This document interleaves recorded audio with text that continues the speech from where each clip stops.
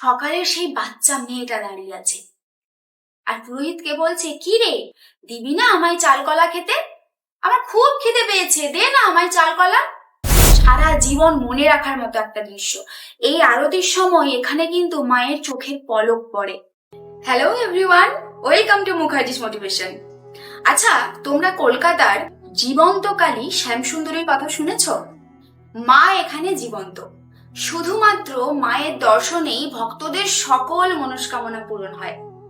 আচ্ছা, তোমাদের মনে প্রশ্ন জাগছে না যে সত্যিই কি মা এখানে জীবন্ত? মানে মা কি এখানে সত্যি জীবন্ত রূপে বিরাজ করেন?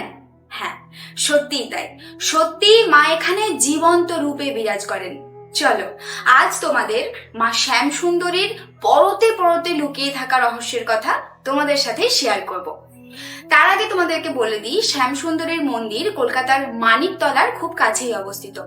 কলকাতার শিয়ালদা থেকে মানিকতলাগামী যে কোনো বাস ধরেই তোমরা খুব সহজে পৌঁছে যেতে পারবে মা শ্যামসুন্দরীর মন্দিরে।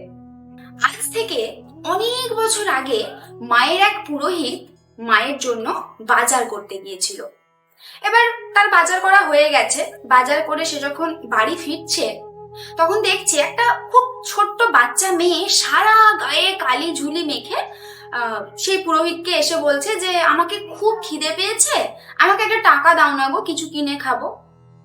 এবার ওই পুরোহিত তাকে টাকা তো দেয়নি, উল্টে তাকে ধাক্কা মেরে ফেলে দিয়েছে। তাকে বলে, যা এখান থেকে, সব টাকা ফাঁকা দিতে পারবো না, পালা এখান থেকে। এই বলে তাকে ধাক্কা মেরে ফেলে দিয়ে পুরোহিত বাড়ি চলে গেছে। ঠিক আছে, তারপরে অনেকক্ষণ সময় পেরিয়ে গেছে। এবার সন্ধ্যাবেলা ওই পুরোহিত মায়ের মন্দিরে আরতি করতে গেছে।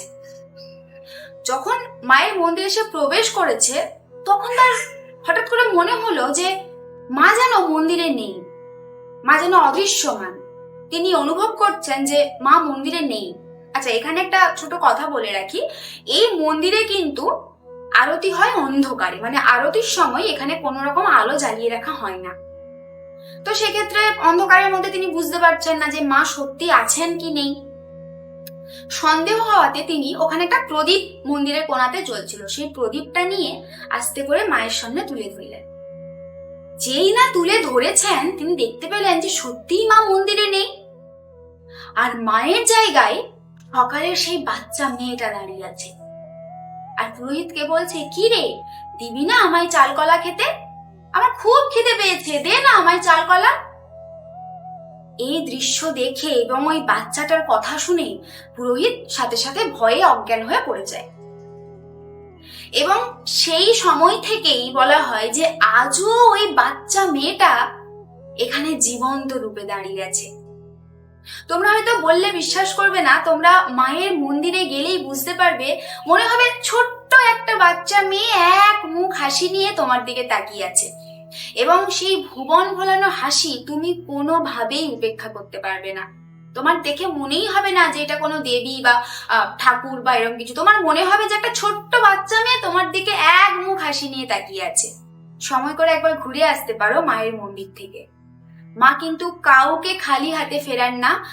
যার যা মনস্কামনা শুধুমাত্র মায়ের এই হাসি মুখটা দর্শন করলেই কিন্তু সেটা পূরণ হয়ে যায়। তাই অবশ্যই জীবনে একবার হলেও ঘুরে এসো এই মায়ের মন্দির থেকে।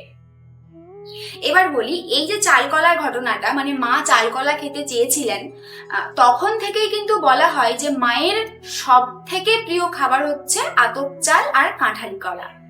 অনেক ভক্তরাই কিন্তু মাকে ভালো ভালো নানা রকম জিনিস নৈবেদ্য হিসেবে দেন, মাকে অনেক কিছু দিয়ে পুজো দেন।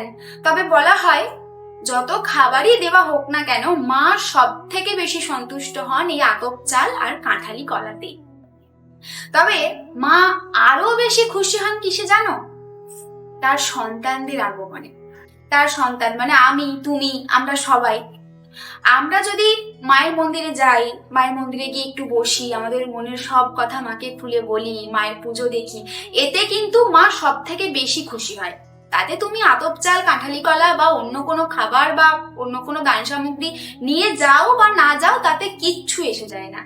তুমি এমনি শুধুমাত্র মায়ের দর্শন করতেও মায়ের কাছে যেতে পারো, আর মা কিন্তু তাতেই সব থেকে বেশি খুশি হন। এখানকার যে লোকাল মানুষজন আছেন তারা কিন্তু মনে করেন এই মা হচ্ছে তাদের বাড়ির বাচ্চা মেয়ে। তারা কিন্তু মাকে সেই চোখেই দেখেন। এবং মায়ের যখন যেই জিনিসটা প্রয়োজন হয় সেটা কিন্তু মা তাদেরকে স্বপ্নাদেশ দেন। এখানে যে ছোট ছোট ব্যবসায়ীরা আছে তাদেরকে মা স্বপ্ন দেন এবং তারা সেই জিনিসটা মাকে তখন নিয়ে গিয়ে নিবেদন করেন। মানে বুঝতে পারছো মা ঠিক এখানে কতটা জাগ্রত। ওই যে বললাম, শুধুমাত্র মায়ের মুখটার দিকে তাকালেই তুমি তোমার মনের সমস্ত দুঃখ, কষ্ট, যন্ত্রণা সবকিছু ভুলতে বাধ্য এবং তোমার মনস্কামনা পূরণ হতে বাধ্য। যুগ যুগ ধরে হয়ে আসছে।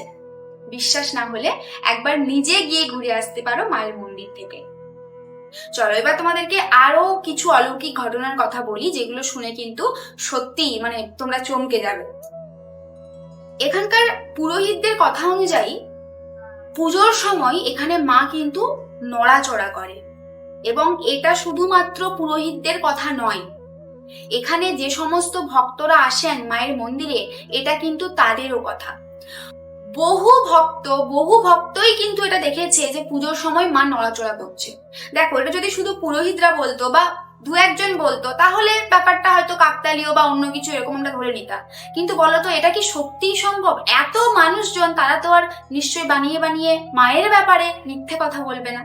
এটা কিভাবে সম্ভব? এবং আরো আশ্চর্যের ব্যাপার হচ্ছে আরতির সময় এই মন্দিরে কিন্তু আরতি হয় অন্ধকারে। তোমাদেরকে আগেই বলেছি সেখানে কোনো রকম আলো জ্বালিয়ে রাখা হয় না। আরতির সময় মানে আরতি দেখার যে দৃশ্যটা রীতিমতো গায়ে কাঁটা দিয়ে দেবে, সারা জীবন মনে রাখার মতো একটা দৃশ্য। এই আরতির সময় এখানে কিন্তু মায়ের চোখের পলক পড়ে এবং এটা কোনো রকম আজগুবি বা মিথ্যাচার নয়, একদম সত্যি মায়ের এখানে চোখের পলক পড়ে। এই দৃশ্য দেখতে হলেও কিন্তু তোমাদেরকে যেতে হবে মায়ের মন্দিরে। তাহলে শুনলে তো মায়ের এই অলৌকিক কাহিনীগুলো। মায়ের নাম কিন্তু ছড়িয়ে পড়েছে দিকে দিকে, তাই আর দেরি করো না, ঘুরে এসো মায়ের মন্দির থেকে সপরিবারে। তোমাদের যার যা মনস্কামনা আছে মা সবার সব মনস্কামনা নিশ্চয়ই পূরণ করবেন। আজ এই পর্যন্তই, দেখা হচ্ছে অন্য কোনো ভিডিওতে। তোমরা যদি এরকম কোনো মন্দিরের কথা শুনতে চাও বা অন্য কোনো অলৌকিক কাহিনী শুনতে চাও সেটা কমেন্ট করে জানিও। ভিডিওটা ভালো লাগলে লাইক করো আর চ্যানেলটাকে সাবস্ক্রাইব করতে কিন্তু ভুলবে না। আজ এই পর্যন্তই, দেখা হচ্ছে নেক্সট ভিডিওতে।